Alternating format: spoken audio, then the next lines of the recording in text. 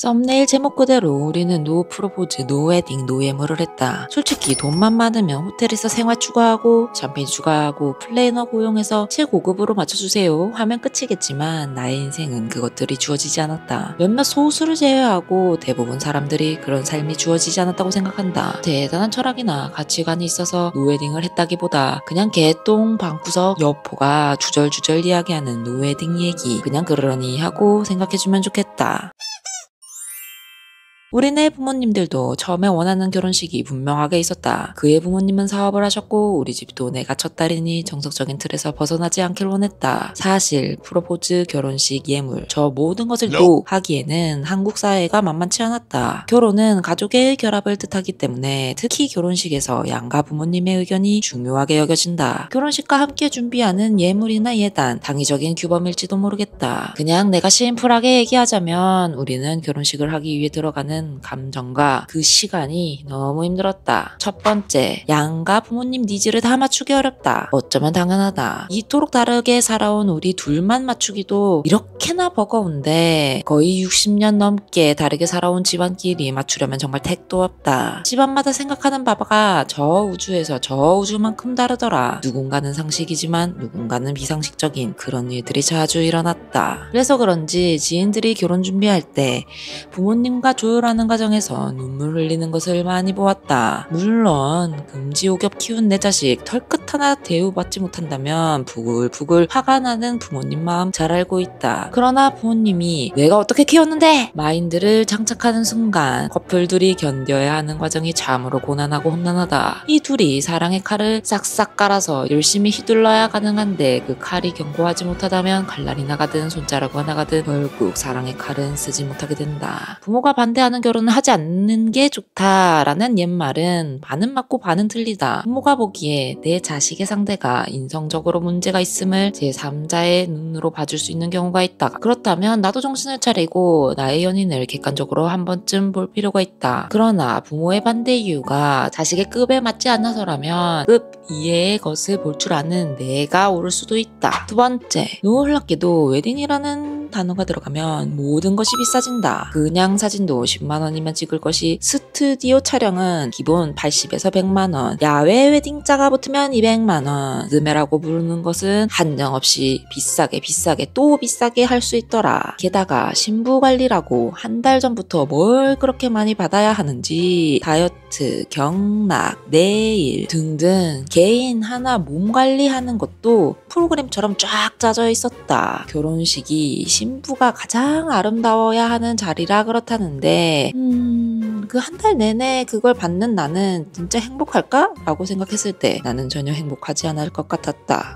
결혼식이 인생에 한 번, 딱 한 번. 근데 사실 요즘은 한 번 이상이 돼도 이상하진 않지만 그래도 웬만하면 인생에 한 번이면 좋겠으니 이왕이면 더 좋은 거, 이왕이면 더 비싼 거, 이왕이면 더 이놈의 보태병이 걸려서 한정없이 가격이 높아진다. 내 친구는 스튜디오 사진을 찍으러 갔다가 예산보다 50만원 이상 더 쓰고 왔단다. 가면 몇백 장의 시간을 막 찍어대는데 그중에 사진 고를 시간도 정말 적게 주고 또 둘이 찍은 사진을 보고 있노라면 그것을 고르다가 둘이 찍은 사진이 너무 아까워서 한 장, 두 장 추가하다 보면 그냥 돈이 순식간에 올라간다고 했다. 세 번째, 결혼식 하나 하는데 준비할 것들이 너무 많다는 것이다. 우리도 처음에 부모님들의 의견을 수용하고자 결혼식 비용과 해야 할 일들을 전부 다 찾아봤는데 아니 이게 혼자 가능한가? 이런 생각이 들었다. 그래서 결혼 전문 업체가 있고 웨딩 플래너라는 직업이 있구나 싶었다. 물론 이것도 사람이 하는지라 신부와 웨딩 플래너가 서로 성향이 맞지 않으면 같이 준비하는데 힘들기도 한단다. 잘 맞는 분을 만난다면 찰떡떡같이 알아서 해주셔서 너무 편했다는 후기도 들었다. 결혼식을 하려면 양가 부모님 상견례를 해야 되고 결혼식 날짜를 대략이라도 정해야 되고 상의해야 되고 가장 중요한 웨딩홀부터 무려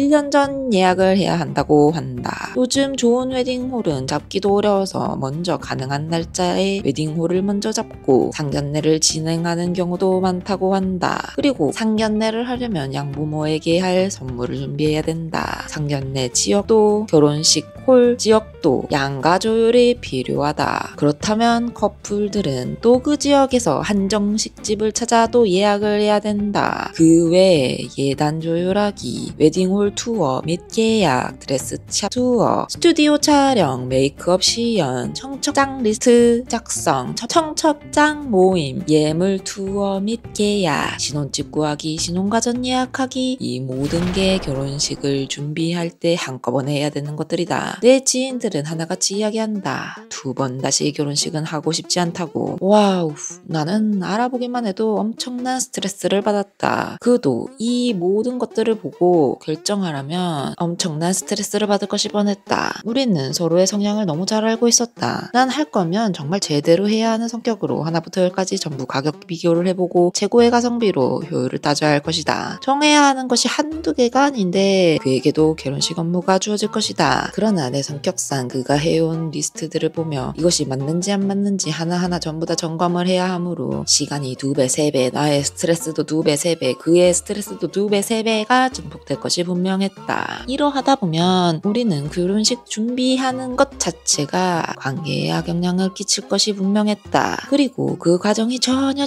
행복하지 않을 것이라고 확신했다. 근데 뭐 다들 그렇게 준비해 라고 얘기한다면 나는 진짜 할 말이 없다. 우리는 그 시간 동안 감정노동을 할 바에는 우리 관계에 대해 개선할 점을 더 찾기로 했다. 지금 벌써 3년 차기만 지내다 보니까 1년 차에는 서로 맞춰야 할 것이 산더미였다. 이렇게 맞춰야 될 것이 많은데 결혼식을 언제 준비해? 우리는 서로에게 집중하기로 했다. 우리가 더 이상 결혼식 이야기가 없으니 3년 차에는 양가 부모님은 포기하신 듯 했다. 그의 어머니도 너희가 하고 싶은 대로 하렴. 거기가 어디든 다 팔로우 해주겠다고 얘기했다. 그리고 어머니가 결혼식에 대한 로망이 없냐고 나한테 물었다.